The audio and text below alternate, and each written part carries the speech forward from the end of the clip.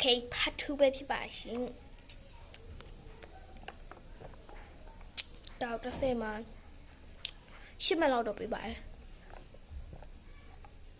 ချိုလဲချိုရဲရတာလဲစိတ်နေလဲဈေးလဲချိုပါတယ်နောက်ဆုံးကြံတယ်ဒူရင်ဒီတကြလုံး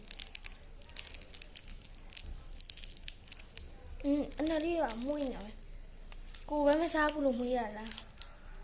ကိုပဲကြိုက်လို့မွေးရလားတော့မသိပါဘူး Okay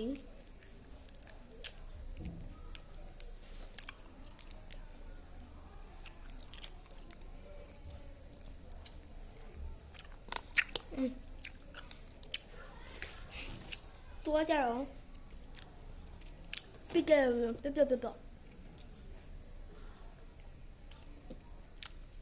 အေးပြဝါပါတစ်ဆယ်မှာအိုးမဲလောက်တော့ပြင်ဒါအကြိုက်ဆုံးပြီးတော့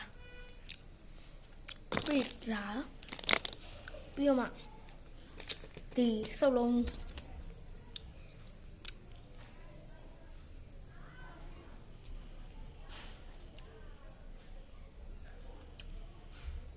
ဒီနှစ်မျိုးဆက်လိုက်ကြအောင်ကြာ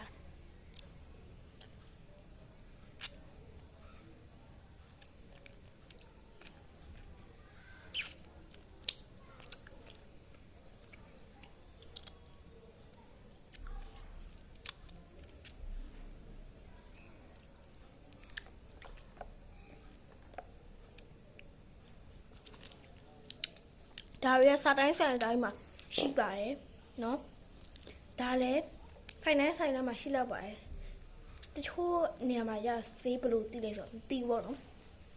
ဒီတောင်အုတ်ကလာမှာလို့ဘာလို့ဆိုနော်ဒါလေးရဲ့400ပါ